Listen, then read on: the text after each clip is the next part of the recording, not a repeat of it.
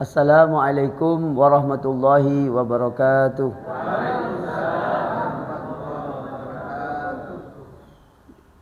Para jamaah, Bapak Ibu yang dimuliakan Allah Subhanahu wa taala. Bismillahirrahmanirrahim. Allahumma shalli wa sallim wa barik ala nabiyyina Muhammadin wa ala alihi wa ashabihi ajma'in. A'udzu billahi minasyaitonir rajim. Bismillahirrahmanirrahim. Wa ma kana al-mu'minuna liyanfiru kaffah falawla nafara min kulli firqatin ta'ifatun minhum liyatafaqahu fid din wa liyunziru qaumahum idza raja'u ilaihim la'allahum yahdharun. Wa qul hal yastawi alladhina ya'lamuna wal ladzina la ya'lamun innama yatadzakkaru ulul albab. Amma ba'du, Bapak Ibu yang dimuliakan Allah Subhanahu wa taala. Saya tidak bosan-bosan untuk mengingatkan ayat yang saya baca surah At-Taubah ayat 122. Biar panjenengan dan saya tetap semangat ngaji, bahwasanya memang yang diperintah dan diberi hidayah ngaji itu cuma sebagian. Jadi tidak semuanya. Jadi di dalam surah At-Taubah ayat 122 tadi itu, falaula nafaru min kulli firqatin minhum ta'ifatun, sebagian. Jadi panjenengan tidak usah khawatir, artinya maksudnya tidak usah kecewa gitu. Yang ngaji kok sedikit ya gitu. Lah memang di Quran disuruh yang diberi hidayah itu sedikit. Maksudnya diberi kekuatan ngaji itu sedikit gitu loh. Sedikit, enggak semuanya. Nah, ini lumayan banyak itu. Kalau ngaji ke Sukun lumayan ceria gitu. Tapi ya kita tahu memang di Quran oleh Allah yang diberi perintah itu, wa makanal mu'minuna liyanfiru kaffah. Tidak sebaiknya semua umat orang yang beriman itu berangkat semuanya ke medan perang. Apalagi sekarang sudah ada medan perang. Perang itu sakit. Ya oleh gak kuat ya mati kan gitu. Oleh Allah Subhanahu wa taala diperintahkan falaula nafaru min kulli firqatin minhum, hendaknya sebagian itu liyatafaqahu gitu. Ada yang ngaji paham gitu loh. Lek gak paham itu bahaya. Soalnya ilmu itu, teks dari Quran dan hadis kalau tidak paham membahayakan orang yang membaca dan membahayakan orang yang mendengar karena tidak pahamnya itu.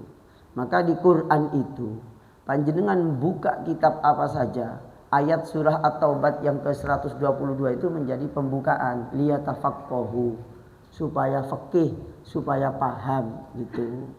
Nah ini sedikit orangnya, tidak semuanya gitu. Alhamdulillah. Ini masih kita akan membaca kitab Ar-Ruh. Tadi oleh Pak Andi itu dikasih pembukaan tentang napa niku, bahwa kita ini membuktikan kecintaan kepada Nabi dengan ngaji. Nah, itu termasuk mencintai Nabi. Cinta kepada Nabi itu banyak caranya lah ya. Ya dengan cara kita ngaji begini, ini berarti kita mencintai Rasulullah sallallahu alaihi wasallam gitu. Dengan cara kita bersedekah, ya juga bagian daripada ajarannya Nabi gitu loh. Dengan cara apa lagi? Dengan cara kita mengadakan khitan massal. Pokoknya itu bapak-bapak yang dihitan ya. Maksudnya anaknya ya. Anaknya dihitan massal, yaitu juga bagian sunnahnya Nabi. Artinya ajarannya Nabi. Begitu. Jadi mengartikan cinta kepada Nabi itu ya memang tidak boleh leterlek. Nggih. Nggih napa boten? Nggih, tidak boleh leterlek mengartikan cinta kepada Nabi. Setiap orang punya cara untuk mengungkapkan rasa cinta. Gitu loh. Rasa cinta ini diungkapkan dengan berbagai macam cara. Dan itu sejak zamannya Nabi. Begitu loh. Nah niki nanti saya bacakan kitab Ar-Ruh dan kasih pembukaan begini nih, mumpung kita ada di momen memang bulan ini bulan dilahirkannya Nabi. Perkara tanggalnya berbeda ya kita nggak ngurusi tanggal kan ya. Cukup ahli hisab yang ngurusi tanggal. Ahli hisab maksudnya ahli hitung-hitungan itu ya. Iya masa saya itu baca di WA itu. Itu masa tukaran urusan tanggal gitu ya. Itu kalau tukaran urusan tanggal itu gak mau kitab. Ini loh, baca kitab Dalailun Nubuwah. Ada 8 juz. Niki. Kitab 7 juz. Ini hadis dan sirah nabawi. Karyanya Al-Imam Al-Baihaqi. Ini Imam Baihaqi ini ahli hadis yang sangat alim alama. Panjenengan kalau membaca biografinya Imam Baihaqi, itu sampean seakan-akan Imam Baihaqi itu seperti di atasnya Imam Syafi'i, begitu. Baca biografi, saya baca biografinya. Beliau orang ahli hadis yang kitab hadisnya itu loh. Lah iya kok oleh Allah dikasih karunia nulis hadis sampai berjilid-jilid dengan riwayat yang kokoh seperti itu kalau bukan karunia Allah. Ini baru kitab Dalailun Nubuwah 7 juz. As-Sunan Al-Baihaqi Al-Kubra berapa juz? 16 juz. Waduh. Al-Khilafiyat itu kitab hadis. Itu 2 juz. Saya mikir itu Imam Baihaqi ini pekerjaannya kayaknya cuma nyari ilmu gitu loh. Enggak. Sampai ditulis itu di biografinya. Andaikan Imam Baihaqi itu mau, beliau tidak bermadhab Syafi'i, tapi membuat madhab sendiri. Karena Imam Baihaqi itu madhabnya Asy-Syafi'i. Beliau wafat tahun 458 Hijriah. Kenapa? Saking alimnya. Saking alimnya. Itu Imam Baihaqi. Saya mikir itu melihat hadisnya Imam Baihaqi ini luar biasa. Apa-apa yang tidak ditulis oleh para ulama, tidak ditemukno. Imam Baihaqi keliling ke beberapa negara di Timur Tengah dalam rangka mencari hadisnya Nabi dihimpun. Subhanallah, Imam Baihaqi luar biasa. Jadi kalau panjenengan membaca tentang sirah nabawi, itu panjenengan baca kitab Tarikh Ibnu Hisham. Sirah Ibnu Hisham. Nah, kalau baca Sirah Ibnu Hisham, panjenengan ketebelan misalnya atau kerepotan memaham. Itu Imam Baihaqi mengambil semua kitab-kitab sirah dikumpulkan di dalam kitab Dalailun Nubuwah. Gitu. Wah, ini keren banget dan sudah diterangkan secara detail dan dirinci. Nah, di antaranya apa? Saya mendapatkan keterangan di kitab Dalailun Nubuwah bahwasanya ini diriwayatkan oleh Imam Baihaqi. Itu Nabi itu sebelum lahir, orang Yahudi dan orang Nasrani itu sudah membaca di kitab mereka bahwa nanti itu Nabi itu akan ada di kalangan Arab di akhir zaman. Itu rahib dan pendeta Yahudi dan pendeta Nasrani. Itu dicatat oleh Imam Baihaqi. Nih, yang akan saya bacakan adalah apakah penyebab orang itu disiksa di alam kubur? Ya. Iki. Mal asbab allati yu'adzabu biha ashabul kubur. Apa penyebabnya orang itu disiksa oleh Allah di dalam kuburnya? Ya. Apa penyebabnya? Di sini dikatakan fajawabuha, Imam Ibnul Qayyim mengatakan fajawabuha min wajhaini. Jawabannya ada 2. Mujmalun wa mufassalun. Jawaban secara global, secara umum, wa mufassalun dan jawaban secara terperinci. Ammal mujmal secara umum fa innahum yu'adzabuna ala jahlihim billah. Orang ahli kubur disiksa itu penyebabnya karena mereka itu bodoh, tidak tahu, jahil. Jahil itu bodoh. Bodoh tidak tahu, tidak makrifat hati dan pikirannya kepada Allah, sehingga wa idha'atihim ala li amrihi, sehingga dia karena tidak kenal kepada Allah, dia menyia-nyiakan, menelantarkan perintahnya Allah. Begitu. Kok umpama saya dan panjenengan ini makrifat kepada Allah Subhanahu wa taala, isin katene medhit. Iya rek, aku lo iki mari saya lo nanti mati. Mati lo sudah ada artinya semua ini yang saya sayangi. Tidak ada artinya. Sehingga apa? Sehingga loman gitu. Jadi penyebabnya medit satu aja sebenarnya. Eling mati.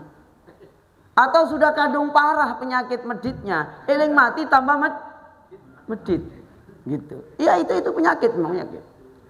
Maka di dalam kitab Ihya itu, di kitab Adabul Ma'isyah kalau nggak salah. Iya di Kitabul Halal wal Haram. Di kitab Ihya itu diterangkan bahwa Nabi itu kalau habis Isya, di sininya masih ada sisa dinar dan dirham, beliau nggak bisa tidur. Iki sopo sing durung dikek iya gitu. Sopo sing durung diutangi gitu loh. Kayak gitu. Ada orang BCM yang mari Isya bingung golek uang gitu. Bingung golek utangan malah dia. Kayak gitu. Seperti itu, Pak. Kenapa? Ya karena Nabi itu sudah terlalu diperlihatkan masa depan. Gitu loh. Masa yang dihadapi sekarang itu ya biasa-biasa lah. Ya biasa begitu. Tapi ya memang itu pangkatnya Nabi, bukan pangkatnya saya dan panjenengan. Enggak usah cemburu berlebihan kepada Kanjeng Nabi. Saya pengen banget gitu. Ya tidak bisa, itu sudah makomnya Nabi seperti itu. Ini cuma sebagai pelajaran saja bahwa paling tidak itu menjadi gambaran gak nemen-nemen gitu. Wartika bihim lima'asihi, dan penyebab orang itu disiksa karena maksiat. Lah maksiat itu muncul kan tidak secara tiba-tiba. Karena tidak kenal Allah. Sudah dilarang begini loh kok sudah dilakoni karena nggak kenal. Ataupun kenal tapi sudah tidak sayang kepada Allah. Atau sudah sayang tapi cuma seberapa lah sayangnya. Begitu. Fala yu'adzibullaha ruhan arafathu wa ahabbathu wa antasalat amrahu. Allah tidak akan menyiksa orang di alam kuburnya yang dia itu kenal Allah, cinta kepada Allah, taat perintahnya, wajtanabat nahyahu, dan menjauhi larangan-larangannya. Wala badanan, dan fisiknya pun tidak akan disiksa oleh Allah. Karena siksa itu dua-duanya, roh dan fisik. Nah, gitu. Roh dan fisik. Itu yang saya baca sebelumnya itu kan begitu. Yang 2 bulan yang lalu itu loh, saya baca kan bahwasanya para ulama ahli filsafat tidak mengakui penyiksaan di alam kubur secara fisik, yang disiksa rohnya saja. Oleh ulama ahlu sunnah katanya Imam Ibnu Qayyim, oh itu gak benar. Kenapa kok gak benar? Allah menyiksanya secara lahir dan batin, fisik dan roh disiksa. Lah orang yang taat kepada Allah, yang cinta kepada Allah, makrifat kepada Allah, dia oleh Allah tidak akan disiksa baik roh dan fisiknya. Begitu. Wala badanan kanat fihi adaban. Ya, selama-lamanya. Fa inna adzabal qabri wa adzabal akhirah asaru ghadabillah wa sukhtihi ala abdihi. Jadi siksa manusia di kubur, di alam kubur, dan siksa Allah di neraka nanti, itu sebenarnya adalah efek daripada kemurkaan Allah kepadanya. Begitu. Kok umpama Allah itu senang terus kepada kita, sampai mati kita nyaman. Iya, sampai mati nyaman. Kenapa? Yang punya roh dan fisik kita itu nyaman dengan kita, sehingga kita akan nyaman dengan dia. Gitu. Yang membuat kita nggak nyaman karena kita sudah nggak nyaman dengan perintah Allah. Sehingga ulama-ulama ahli tasawuf itu kalau ngamalkan ibadah itu dibuat senyaman mungkin, bukan sebanyak mungkin. Yuk syukur-syukur banyak tapi nyaman. Nabi ngajarkan misalnya, idza shtadda al-harru fabridu as-salat. Kalau panas terik matahari itu sangat parah, maka engkau itu tunda sholat duhurnya sampai betul-betul nyaman dingin, terasa terlalu panas. Para ulama menjelaskan hadis itu panjang lebar di kitab Ibanatul Ahkam, di kitab Taudihul Ahkam, bahwa orang sholat dalam keadaan dia itu ambek keringetan, itu dijamin tak bisa nyaman bertemu Allah. Gini apa badan? Jelas. Itu maaf ya, orang sufi gak mau sholat kayak begini. Bukan berarti gak sah sholatnya. Sah bu. Yang penting rukunnya dilakoni ya sah. Tapi kualitasnya di hadapan Allah itu loh. Iya. Akhirnya katanya Nabi, orang yang sholat itu harus mencapai tingkatan khusyuk. Itu maksudnya adalah dia itu nyaman anteng ketemu Allah. Begitu. Kapan anteng itu? Ya wis kenal. Lek durung kenal ya gak iso anteng. Tapi potongannya panjenengan padha gak anteng ya. Mangan rujak gak mangan rujak ya tetep gak anteng rupanya ya. Kenapa? Ya suka pati kenal lang Gusti Allah kok. Gitu ya. Ya saya ngaku begini nih ya karena saya sendiri. Lawang saya sholat subuh itu Allahu Akbar. Allahu Akbar. Ngimami saya itu padahal. Ngimami. Itu sudah Allahu Akbar. Itu dek pikiran iki lho. Iki jamaah sukun iki teko akeh apa titik gitu. Loh itu begitu. Padahal saya kiai ini sampean gitu loh ya. Apa maneh santrine model kayak gini gitu loh ya. Itu macam-macam datang itu. Itu pertanda kita gak makrifat kepada Allah. Amit sewu Pak, amit sewu. Saya menjelaskan ilmu secara teori dan praktis ini dan fenomenologi. Ada orang yang sampai sholat Allahu Akbar. Itu saking kepingine atine kosong nang seliyane Allah. Itu bukan guyon niku. Jadi sampai Allah sampai izin boleh apa izin. Lah sampai kapan sampean karo aku iki salat genah itu sampai kapan?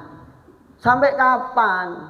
Maka kalau ada saudara kita yang salat sampai Allah itu ekspresi saking inginnya wusul. Saking inginnya wusul. Zahir dan batin itu nyampe ketemu Allah.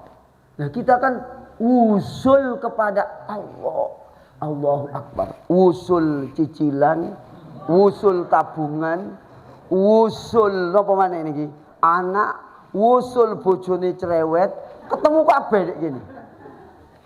Nah, orang yang enggak belajar ilmunya, enggak tahu, ya gimana enggak tahu ilmu kok? Enggak tahu ilmu. Maka bahaya orang enggak berilmu, bahaya banget. Mergo gak ngerti ilmu. Jadi sampai begitu. Maaf ya, maaf ini cerita mawon nih. Ya, cerita mawon. Kiai saya ini almarhum itu kalau sholat lama banget gitu. Lama banget. Karena betul-betul ingin menikmati sholat. Betul menikmati sholat. Sampai ini maaf ini ya. Ini bukan klenik, ini bukan. Amit sewu. Ini juga ajaran buat kita ini. Kiai kami almarhum Hadratus Syekh Kiai Haji Abdul Alim bin Abdul Jalil. Beliau itu muridnya Mbak Maimun Zubair dan muridnya Kiai Zubair Sarang. Kiai kami itu. Suatu saat sholat Isya. Ya. Jadi mau takbir itu gak kuat. Meneng tok Kiai. Tiba-tiba itu, maaf ini nih mungkin di kita ini tak biasa gitu loh ya. Pasti dianggap aneh. Gak jadi sholat. Tiba-tiba langsung melaku. Ketemu santri di pojok gini. Kira-kira di sini lah Pak gitu loh ya. Apa? Ngambil tasbih. Dibuang. Ternyata apa? Ya Allah. Ternyata tasbih ini adalah minjem punyaannya temennya nggak bilang. Kiai Lim ini luar biasa. Kiai Lim, Kiai Abdul Alim bin Abdul Jalil. Sampai ngono lho Pak. Pinjem nggak bilang, bukan pinjem berarti kok kosong. Itu sampai sebegitu. Itu kalau imam yang sudah wusul. Le imame Pak Sasmita nggak ada apa-apa. Masih odek buri ono maling ya aman aja gitu ya. Maka saya nggak khawatir kalau diimami Pak Sasmita itu nggak. Diimami imam kene iki. Sudah tak pastikan itu bukan 1000%, 1.000.000%, nggak wusul. Jadi nggak tahu. Amit saya itu nyata banget. Saya bukan bohong. Masa saya potongan bohong ke panjenengan? Enggak, ini kiai kami. Itu Kiai Abdul Alim dan itu biasanya yang terjadi di kiai-kiai yang model begitu. Sampai tahu. Tuh. Akhirnya tahu. Akhirnya dibuat tasbih, langsung takbir Allah. Ya Allah, wonge loman Pak. Lek wis mulian santri itu ya, pulangan santri itu. Saya tahu sendiri. Zamannya saya mondok itu. Kalau pamit sama kiai itu kan ya kiai enggak butuh itu. Enggak butuh kiai sawaya gitu ya. Kita kan menghargai. Kanjeng Nabi itu, ini nih, tak cerita nih, wis, ini saya potong dulu, biar nanti dikirain, ini kiai ya, bukan hadis, ini tak ceritain hadis sih sampean ya. Ya, nanti dikirain aku, niki, Kanjeng Nabi itu sering dapat hadiah, Ini contohnya niki. Nabi itu hutang, ya. Nabi itu hutang. Katanya Abi Rafi, ini riwayat Imam Muslim hadis ke 1600. Ya, diriwayatkan bahwasanya Nabi itu hutang unta kecil. Iya, lalu melunasinya dengan unta yang besar. Jadi sing diutang itu untanya cilik, umur 1,5 tahun. Nabi itu waktu mau ngelunasi, katanya Rafi, itu dikasih unta sing gede, wapi. Lah, sahabat saja punya sifat mikir, apalagi PCM sukun. Ini an Abi Rafi anna Nabiyya sallallahu alaihi wasallam istaslafa min rajulin bakron. Katanya Rafi, Nabi itu ngutang ke seseorang unta kecil. Ya, faqadimat alaihi ibilun minas sadaqah. Lalu ternyata setelah hutang, Nabi itu kedatangan sedekah unta gede-gede. Fa'amaro Aba Rafi diperintah oleh Nabi ayyak dia rajul bakrahu, untuk membayar hutangnya. Faqala, Abu Rafi itu ngomong, la ajidu illa khayaron ya Rasulullah. Nabi, iki gede-gede Nabi. Wapi-api. Sampean kan sing ngutang cilik elek-elek. Gitu. Apa jawabannya Nabi? Aktihi iyau. Wis kekno. Ibaratnya, Pak sinten Pak? Pak Imam. Saya utang ke Pak Imam Pak Imam saya hutang ke Pak Imam. Ya, gitu ya. Pak Imam hutang saya. Ya, Pak Imam hutang saya. Mau berhutang kepada saya, hutangnya itu sepeda motor Afit Honda Suprafit itu loh. Iya, Suprafit. Dapat 1,5 tahun, Pak Imam ini nyaur ke saya, Kijang kapsul. Luar biasa. Ini kalau terjadi di PCM Sukun, baru ini adalah sunnah Nabi yang sungguhan itu ya.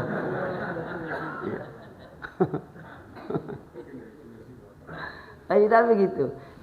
Dari sini Nabi mengatakan fa inna khiyaron nas asanuhum qadoan.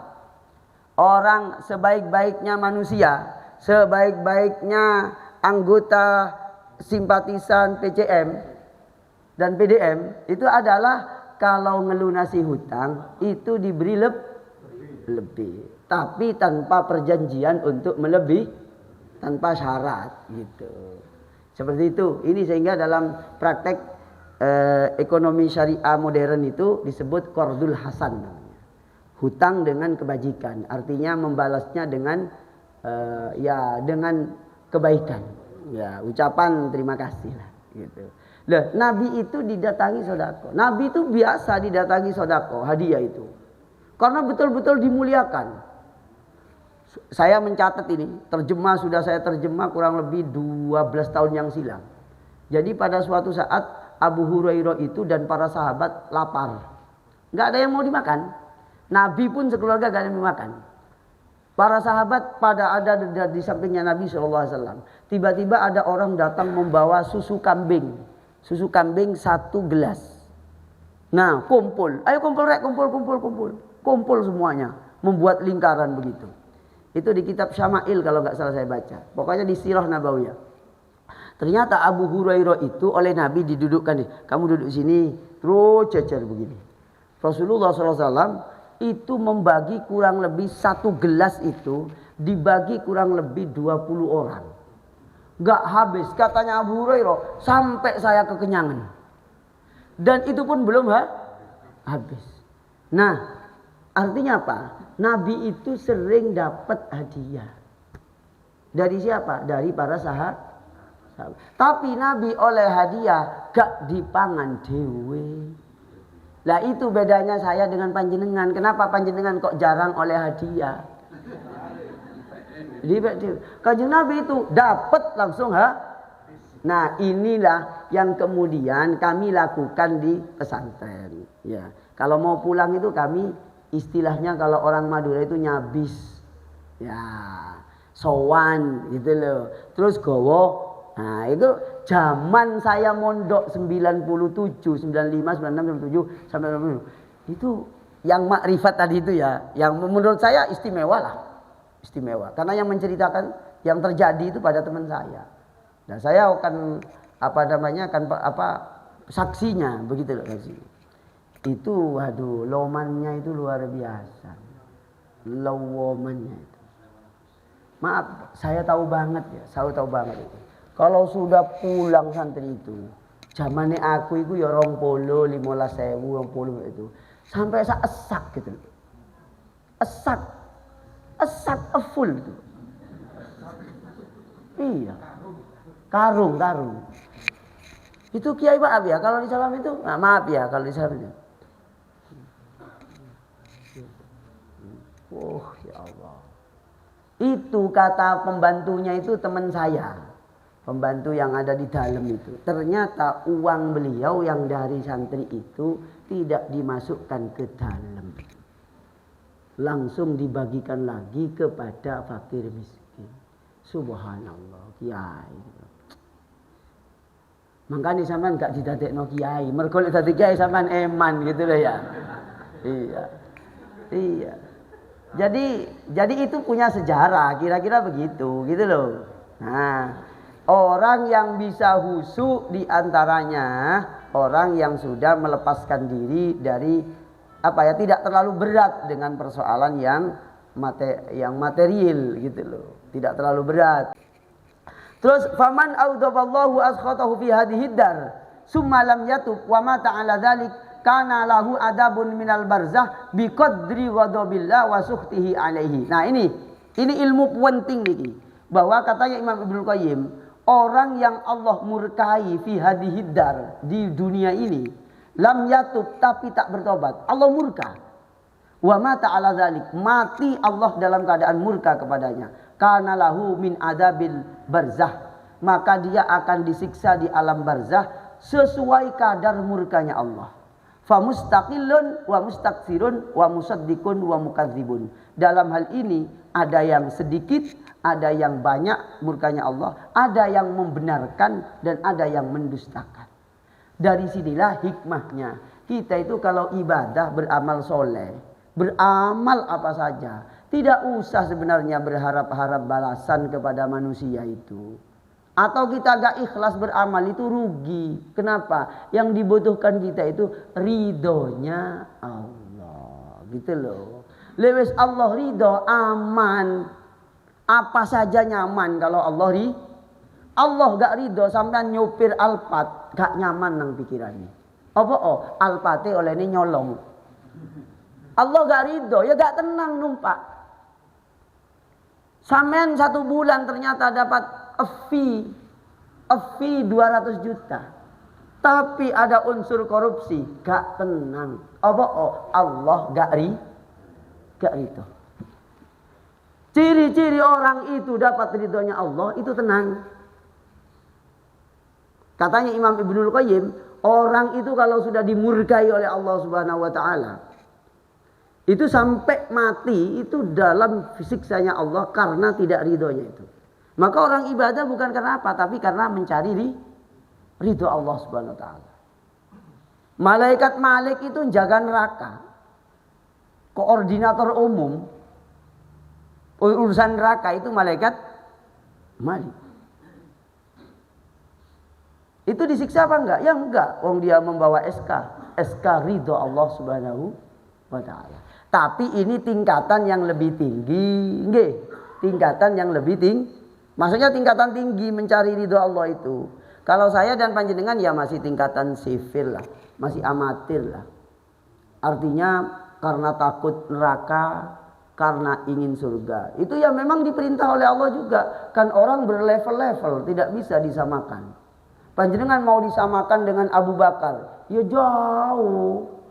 Ya gak ada perbandingannya. Gitu loh. Gak ada perbandingannya. Abu Bakar dengan kita, gak bisa dibanding. Abu Bakar punya SK di dalam riwayat At-Tirmidzi, Al-Baihaqi dan lain-lain. Itu Nabi mengatakan ana wa Abu Bakar wa Umar fil jannah.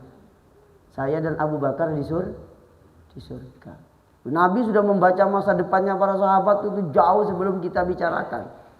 Kenapa kok begitu? Ya karena amaliyahnya tadi itu dalam hal mencari ridho Allah itu luar biasa. Luar biasa. Ini di kitab sirah, di kitab sejarah. Saya pernah ditanya oleh Bapak Kiai Radik bahwasanya, Ustaz, Gus, ini Nabi itu kerjanya apa ya? Gitu ya. Kok sedekah banyak? Gitu ya.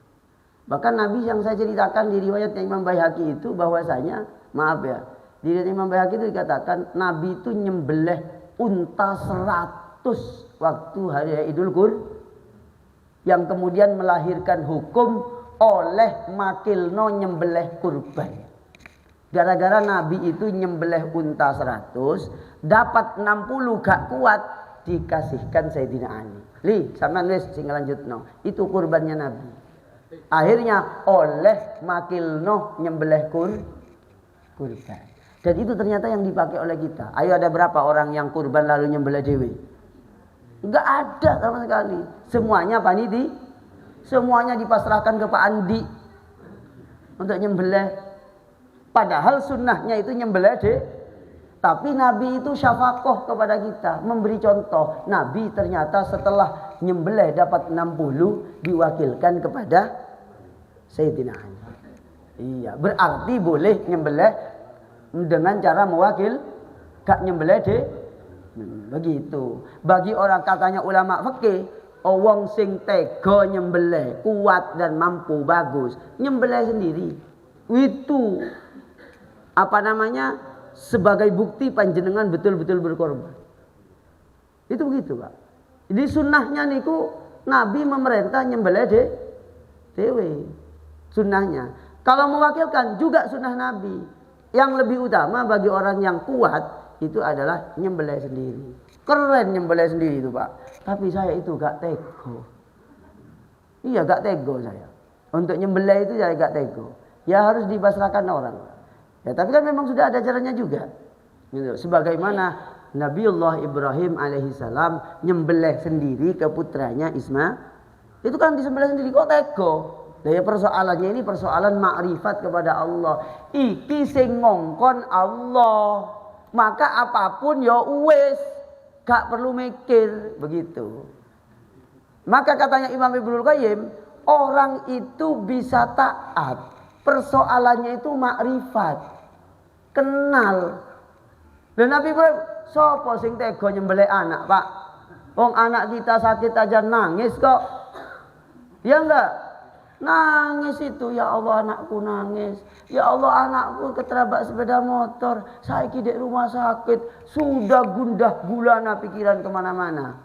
Ya itu wajar, memang manusia begitu. Tapi kalau kita mau meneladani sedikit saja dari yang terjadi kepada para nabi. Katanya Imam Ghazali, orang kalau tahu bagaimana para nabi mempunyai perilaku, sikap, sifat dan karakter, itu insya Allah kita ini terpancar cahaya untuk ngelakoni seperti itu. Begitu loh. Nah maka Nabiullah Ibrahim itu tego nyembelih anak mergo mari kenal gitu loh, kenal iki sing ngongkon Allah ya wis. Begitu loh, wis gak usah mikir. Tapi ini begini, ini teori, Pak. Sedang ngelakoni dhewe ya abot. Nggih napa mboten? Saya sendiri, insyaallah. Saya bayang ya apa Pak Nabi Ibrahim ya? Ya apa Nabi itu ya kok sebegitunya itu? Ya apa yang lain para sahabat itu ya? Kok mental agamanya itu begitu dahsyat gitu loh. Begitu hebat, berarti makrifatnya dahsyat. Gitu loh. Yang makrifat kelas TK ya biasa-biasa aja. Salat ya biasa, Allah. Biasa aja. Tapi udah bagus itu daripada yang enggak. Sudah bagus. Tapi kan kalau kita kan pengen kaflingan yang agak bagus ya. Bukan kafling di daerah Wagir itu, kira cari kaflingan di daerah Suhat gitu lah. Kira-kira begitu ya. Kaflingan yang elit lah, kira-kira begitu. Ya tidak apa-apa lah semampu-mampu kita. Setidaknya kita tahu ilmu. Ini masih membahas sisa kubur. Faqad akhbara Rasulullah sallallahu alaihi wasallam. Secara rinci Rasulullah mengabarkan tentang siksa kubur. Yang ini sudah maklum dan banyak dan sudah sering saya sampaikan. Katanya Ibnu Qayyim, penyebab siksa kubur itu adalah orang yang sembrono dalam bab najis. Nah, ya, orang yang sembrana. Sembrana bab najis itu potensi siksa kubur sangat besar. Apa itu sembrana Ustadz? Ya sembrono itu di bahasa Indonesia kan itu loh. Orang yang sembrono bab hadis ini diriwayatkan oleh satu. Ini ada banyak riwayat yang menjelaskan ini ya tentang orang yang disiksa di kuburnya. Yang Nabi tahu penyebab satunya adalah karena adu-adu. Yang berikutnya yatrukul akhir al-istibra, yang tidak ngati-ngati dalam najisnya kencing gitu loh. Sehingga kenapa kok adu-adu itu? Karena adu-adu dianggap dosa yang menyebabkan siksa kubur. Itu karena adu-adu itu menyebabkan permusuhan sesama manusia. Padahal misinya Nabi itu menyebarkan kedamaian. Lah ini mau tahun politik kita yang damai bareng-bareng. Wis lek pilihane sapa, pilih-pilih yo. Pilihannya ini, pilihannya itu ya. Wis itu hak setiap Nah, tidak boleh maksa orang lain atau orang lain kudu podo, itu tidak bisa gitu ya. Nanti takutnya apa? Memunculkan adu-adu. Jangan itu anunya itu anu. Soalnya anu itu dulu waktu anu. Jadi jangan milih yang anu begini gitu. Tidak usah ya mau pilih itu ya gitu. Toh enggak ya sama saja dari dulu begitu gitu ya. Karena itu akan menimbulkan adu-adu ya. Adu-adu. Wa in kana shadiqan, walaupun benar itu tetap namimah. Walaupun benar. Jadi kebenaran yang berpotensi siksa kubur itu benarnya orang ngadu temannya. Ngadu teman. Cak, carinya dulu sama. Kalau ketua ranting itu sama nan. Memang benar. Mangkel apa boten? Mangkel itu walaupun benar. Maka sing api itu ya kita ngambil jarak dengan persoalan adu-adu ini.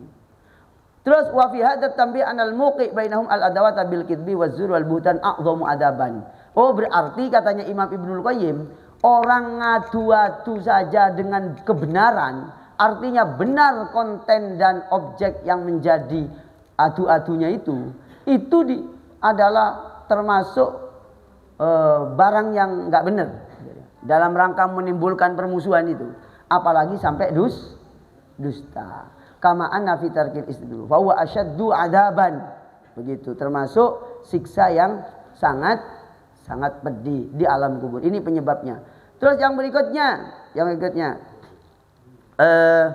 siksanya orang yang satu ini ya, tadi 1, 2, 3, yaitu orang yang wa fi sahihil Bukhari fi ta'dzibi man yukadzibul kizbata fatablu al afaq wa ta'dzibu man yaqra'ul Qur'an. Di dalam Sahih Bukhari diterangkan dusta siksaannya orang yang berdusta satu kali. Dusta satu kali, nyebar informasi sampai tahu semua gara-gara satu kedustaannya dia. Itu siap-siap dapat siksa kubur yang sangat dahsyat. Kama rawahul Bukhari. Wa ta'dzibi man yaqra'ul Qur'an, dan penyiksaannya orang yang membaca Quran. Summa yanamu anhu billail, kemudian tidur di malam hari, wala ya'malu bihi fin nahar, tetapi di siang harinya enggak bisa ngamalkan Qur'annya. Nah, itu siksa kuburnya. Ya. Wa ta'dibuz zunat waz zawani, dan yang termasuk di siksa kubur itu adalah orang pezina laki dan perempuan. Naudzubillah summa naudzubillah. Ya Ustaz, ada yang sudah terlanjur, ya bertaubat kepada Allah, menyesal gitu aja. Artinya menyesal, ya mengakui kepada Allah, diampuni, ya aman. Nah begitu. Kama syahadahum an-nabi sallallahu alaihi wasallam fil barzah, sebagaimana Nabi diperlihatkan tentang masalah ini di alam barzah. Begitu. Bonusnya di sini dikatakan juga termasuk orang yang disiksa kubur adalah orang yang tasakul, orang yang merasa berat melakukan ibadah sholat oleh Allah Subhanahu wa taala, disiksa di alam kuburnya. Sebagaimana hadis Isra Mi'raj itu, bahwa orang yang disiksa di dalam cerita Nabi perjalanan ke Isra Mi'raj itu diperlihatkan orang yang sholat, tapi sholat itu tidak menjadi ringan, berat, sebaliknya menjadi berat, enteng, malas. Nah, malas itu termasuk bisa menjadi penyebab orang disiksa di kubur, begitu. Nah, demikian deh. Ada sih amalan yang keren, iya. Bukan keren ya. Ini bisa berpotensi oleh Allah diringankan kuburnya, siksa kuburnya, yaitu sebelumnya kita terangkan 3 bulan yang lalu, yaitu orang yang istiqomah tiap malam membaca surah Al-Muluk. Keterangannya di mana? Di kitab riwayat Imam At-Tirmidzi dan dikutip oleh Imam Ibnu Katsir di dalam tafsir Ibnu Katsir, muqaddimahnya surat Al-Muluk. Jadi setiap malam baca surah Al-Muluk, itu katanya Nabi, fa innaha al-munjiyah. Surat Al-Muluk itu adalah surat munjiyat, surat yang menyelamatkan siksa kubur. Monggo yang ingat baca surat Al-Muluk malam baca. Nggih, insyaallah aman dari siksa kubur. Itu diterangkan oleh Imam Ibnu Katsir di dalam kitab tafsirnya. Dan ini ya memang siksa kubur itu bisa diringankan, bahkan bisa dihabiskan. Ya, tergantung amalnya, tergantung amal kita, begitu. Ada ini cerita nggih, cerita yang pernah saya ceritakan waktu mau muktamar itu nggih. Saya waktu mau muktamar itu bercerita bahwasanya tolong yang mau ke muktamar Solo itu datang dengan cita, yaitu mencintai kebaikan, walaupun belum bisa melakukan dengan sempurna. Jangan sampai membenci kebaikan. Kenapa oleh Rasulullah itu kita dilarang membenci kebaikan? Karena kita cinta kebaikan itu akan memberikan efek yang sangat luar biasa. Ini diceritakan oleh Imam Bukhari. Ya. Imam Bukhari itu menceritakan hadis bahwasanya hadis ke 5101 sudah saya ceritakan itu sebelumnya, bahwa niki Pak, hadis riwayat Imam Bukhari 5101. Qala Urwah wa Suwaibatu maulatun li Abi Lahab kana Abu Lahab aqtaqaha. Jadi Abu Lahab itu disiksa kuburnya. Di kuburnya itu siksaannya oleh Allah diringankan setiap hari Senin. Riwayat Imam Bukhari hadis ke-5101. Abu Lahab itu kafir. Tidak dihilangkan siksanya tapi diringankan. Ini ceritanya di riwayat Imam Bukhari. Bahwasanya Abu Lahab itu memerdekakan Suwaibah, budak perempuan. Abu Lahab itu punya budak perempuan, fa'ardo'at an-nabiyah. Lalu Suwaibah itu menyusui Nabi. Falamma mata, ketika Abu Lahab mati, uriyahu ba'du ahlihi. Sebagian keluarganya yaitu Abbas, itu kan masih keluarga Nabi. Itu diperlihatkan keadaan Abu Lahab bisyarri haibatin. Keadaan yang sangat mengenaskan, mengerikan, kurus, hitam, gosong, pesek, macam-macam. Disiksa di alam barzah. Lalu Abbas mengatakan begini, qala madzalah kita. Abu Lahab, kok welek ngini sampean saiki gitu loh. Madzalah kita, sampean oleh opo? Adolam alqaba'dakum. Saya ini sudah tidak bisa bertemu kalian. Saya disiksa terus oleh Allah Subhanahu wa taala. Ghairu anni suqitu fi hadhihi bi'ataqati Suwaibata. Fi hadhihi bi'ataqati. Saya ini disiksa terus oleh Allah. Hanya saja saya ini setiap hari Senin oleh Allah, jari saya ini dibuat keluar air. Jadi Abu Lahab ini setiap hari Senin oleh Allah jarinya dikeluarkan air, dihisap. Gara-gara apa? Di kitab Imam Ibnu Hajar Al-Asqalani, yaitu syarahnya Sahih Bukhari, bahwasanya Suwaibah itu dimerdekakan itu karena dapat hadiah. Senengnya Abu Lahab karena Suwaibah itu yang memberitahu kelahirannya Nabi. Jadi Abu Lahab tidak tahu sebenarnya kalau Nabi lahir itu. Itu belum jadi Nabi, belum turun SK. Namanya irhas itu kalau belum jadi Nabi itu. Loh, Suwaibah itu datang ke Abu Lahab waktu hari lahirnya Nabi. Cak Lahab, sampai nasi kerungu. Apa sih? Sampai nggak mau jadi grup itu? Grup PCM ya? Apa? Kira-kira begitu. Putranya Abdullah lahir. Aminah melahirkan. Putranya diberi nama Muhammad. Begitu. Ya Allah, Abu Lahab senang karena ini bagian ponakannya dia. Senang kamu merdeka. Suwaibah, awakmu merdeka. Lalu Suwaibah nyusui Rasulullah. Sehingga diriwayatkan oleh Imam Bukhari hadis ini bahwasanya cintanya Abu Lahab itu menyebabkan ringannya siksaan. Setiap didiskon. Bukan dihilangkan, Insya Allah kalau panjenengan senang pengajian begini, insya Allah bukan hanya didiskon, habis siksanya. Loh, kayak yakin panjenengan ya?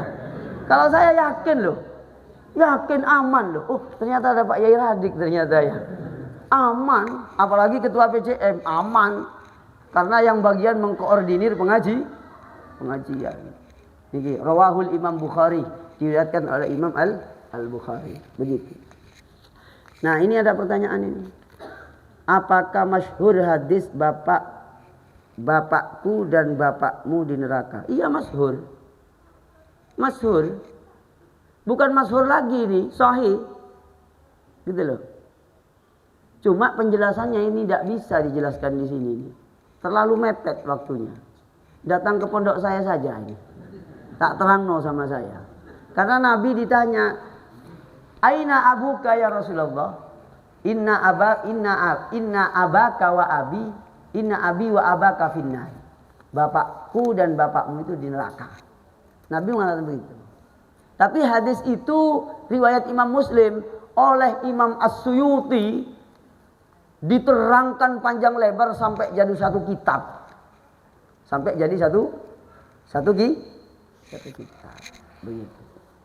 Nah ya tidak bisa lah saya terangkan. Itu kalau panjenengan nanya hadisnya betul, iya betul. Saya kalau betul yang ngomong iya betul memang hadisnya begitu. Tapi pemahamannya tidak sesederhana itu. Karena apa? Karena maaf lo ya, nggak bahaya tak? Iya. Oh Abu Lahab nih lo diringankan sih riwayat Imam Bukhari hadis ke 5100. Abu Lahab seneng sepisan, tok. Apalagi sampean seneng tiap hari. Walaupun senengnya gak pati temenanan gitu loh ya. Senengnya tiap hari seneng sama jenengan. Tiap sholat sampean beruluk salam. Assalamualaikum ayyuhan nabiyyu wa rahmatullah. Salam bagimu wahai baginda Nabi. Tiap hari panjenengan uluk salam. Maka sudah bebas dari siksa kubur wis. Mosok tatlah, sik mosok mana. Enggak. Itu begitu. Kalau para sahabat itu cintanya itu luar biasa itu memang. Sehingga ada yang mengekspresikan dengan syair-syair. Gitu. Riwayat Imam Bukhari bahwasanya para sahabat diantaranya namanya Hasan bin Sabit diriwayatkan oleh Imam Bukhari gara-gara senang membuat pujian untuk Nabi, menulis syair. Di antara syairnya itu begini. Wa ajmalu minka lam tara qattu aini wa ajmalu minka lam talid an-nisa'u khuliqta mubarra'an min kulli aibin ka'annaka khuliqta kama tasha'u. Wahai Rasulullah, engkau itu saya tidak pernah melihat orang yang setampan engkau, mata saya tak pernah melihat orang yang setampan engkau. Wa ajmalu minka lam talid an-nisa'u, belum pernah ada perempuan yang melahirkan laki-laki yang setampan engkau. Khuliqta mubarra'an min kulli aibin, seakan-akan engkau itu dicipta bebas dari aib. Ka'annaka qad khuliqta kama tasya, engkau dicipta oleh Allah seperti engkau itu menghendaki koyok yang kamu inginkan, begitu. Itu dibaca di masjid oleh syair-syair begitu, itu dibaca di masjid oleh Hasan bin Sabit, pujian-pujian itu. Itu diriwayatkan oleh Imam Asy-Syafi'i sampai akhirnya Hasan bin Sabit itu ketemu Sayyidina Umar. Sayyidina Umar marah. "Weh, kamu kok baca syair-syair ini di masjid?" Begitu. Baca pujian di masjid gitu Umar. Akhirnya Sayyidina Umar, ini diriwayatkan oleh Imam Bukhari. Akhirnya siapa itu? Hasan bin Sabit itu noleh kepada Abu Hurairah. Wa unshidu amama man khairun minka ya Umar. Saya membaca pujian ini di depannya orang yang lebih mulia dari engkau, yaitu di hadapan Rasul. Lalu noleh ke Abu Hurairah. Abu Hurairah membenarkan. Setelah membenarkan karena apa? Nabi itu mendoakan Hasan bin Sabit, Allahumma ayyidhu biruhil kudus. Ya Allah, tolong Hasan bin Sabit ini engkau beri kekuatan dengan kekuatan Ruhil Kudus, kekuatan Allah yang Maha Suci. Ustadz, katanya di YouTube itu Ustadz, tidak boleh memuji Nabi itu berlebihan. Yang berlebihan itu orang Nasrani. Kita ini tidak berlebihan. Apa maksudnya berlebihan itu? Menuhankan. Yang dimaksud berlebihan di hadis itu la tatruni itu maksudnya kama atro an-nasara ala Isa, itu maksudnya adalah kalau memuji isi pujiannya itu batil itu menyimpang dari akidah agama. Di mana keterangannya? Di kitab Fathul Bari syarahnya Sahih Bukhari. Yang dimaksud la tatruni itu adalah orang yang memuji Nabi seperti orang Nasrani memuji Nabi. Apa itu? Orang Nasrani mengatakan Isa itu anak Allah. Lah ini baru namanya la tatruni, itra namanya. Al-madhu bil batil, memuji tapi isi ini busuk. Tapi Hasan bin Sabit enggak. Ya, gitu. Hasan bin Sabit, Abbas, semuanya itu Ibnu Abbas berlomba-lomba membuat rangkaian kata-kata untuk Rasulullah. Ini riwayat Imam Bukhari yang saya baca. Maka dari itu maksudnya la tatruni itu adalah memuji yang seperti orang Nas. Lah itu kan muji orang Nasrani itu. Bapak di surga. Dan gitu. Demi nama anakmu. Loh itu. Itu namanya itra.